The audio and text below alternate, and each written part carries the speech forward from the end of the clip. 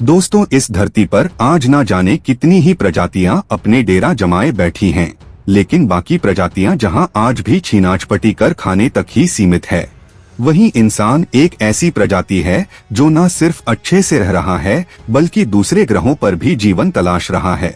लेकिन हम सबके दिमाग में एक सवाल आता है कि इंसान धरती पर आया कैसे, और क्या सच में हमारे पूर्वज आदिमानव थे? अगर हाँ, तो ये सफर कितना लंबा रहा? कैसे हम आदिमानव से इंसान बने? आखिर क्या है हमारे पूर्वज यानी आदिमानवों का इतिहास? आज हम आपके सामने ये पूरी गुत्थी सुलझाने वाले हैं। आप बस हमारे साथ आखिर तक बने रहिएगा। और अगर आप हमारे साथ जुड़ना चाहें तो चैनल को सब्सक्राइब करके वीडियो को लाइक कर सकते हैं। बाकी वीडियो से जुड़े अपने सवाल भी कमेंट कर सकते हैं। दोस्तों, आदिमानव का इतिहास कैसा था, ये जानने से पहले हमें ये समझना होगा कि पृथ्वी पर इंसानों का जन्म हुआ कैसे। क्योंकि यहाँ तो डायनासोर्स रहा करते थे, तो फिर आदिमानव आए कहाँ से? दोस्तों, ये बात है आज से लगभग 65 मिलियन साल यानी 6 करोड़ साल पहले की। उस दौर में हमारी पृथ्वी पर डायनासोर्स का बसेरा हुआ करता था, लेकिन अब डायनासोर्स से दूर इंसानों को अपना बसेरा बनाना था। शायद नियति पहले ही सब कुछ लिख चुकी थी, इसलिए एक एस्ट्रॉयड लगभग 70,000 किलोमीटर प्रति घंटे की रफ्तार से पृथ्वी से आ टकराया। ये एस्ट्रॉयड इतनी तेजी से पृथ्वी से टकराया कि सब कुछ तबाह हो गया। देखते ही देखते पृथ्वी आग का गोला बन गई और डायनासोर्स का अस्तित्व खत्म हो गया। सिर्फ डायनासोर्स ही नहीं, इस महाप्रलय में लगभग 90% जीवों की प्रजातियों ने दम तोड़ दिया। सिर्फ 10% ही जीव इस धरती पर बचे। इनमें भी सिर्फ वही जीव बचे जो 30 किलोग्राम से कम वजन के थे। डायनासोर्स का अंत एक नए जीवन की शुरुआत थी। अब धरती पर मैमल्स की प्रजाति ने फिर से जीवन शुरू किया। जिंदा रहने के लिए इन्होंने सब कुछ खाना शुरू कर दिया था।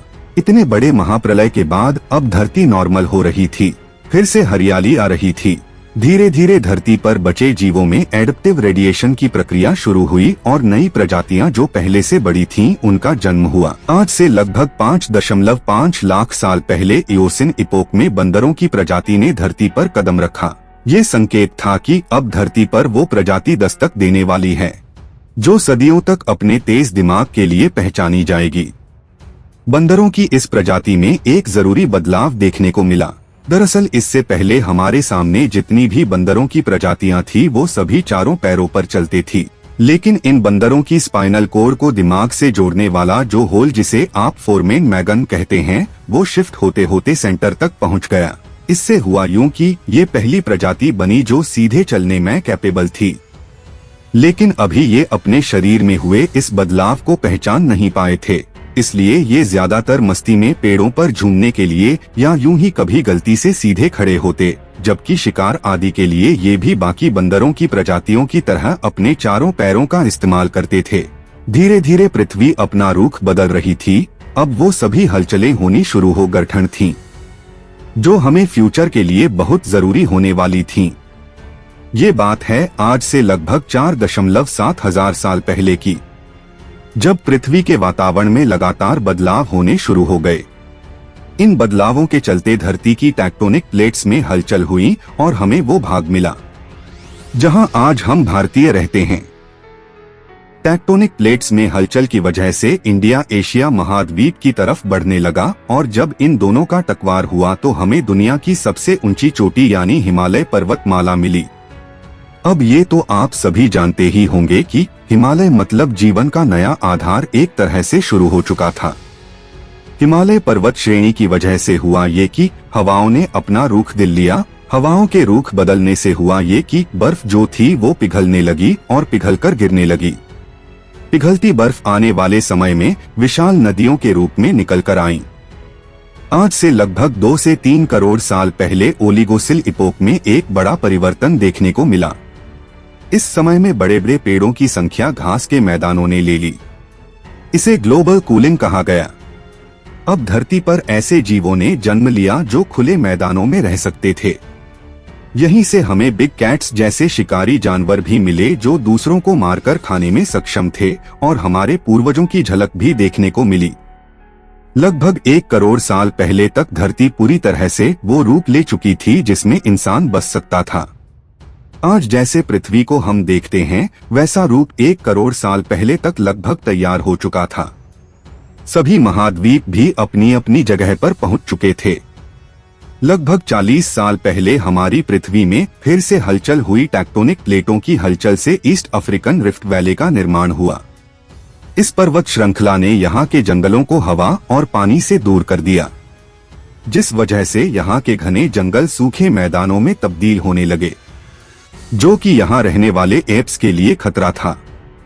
ये एप्स हमारे दूर के पूर्वज हैं जो वजनी थे। इन्हें पेरोला पैथेकस या पेरोला कहा जाता है। ये पेड़ पर रहना और फल खाना पसंद करते थे। सबसे पहले 2 पैरों पर चलना भी इन्होंने ही शुरू किया था।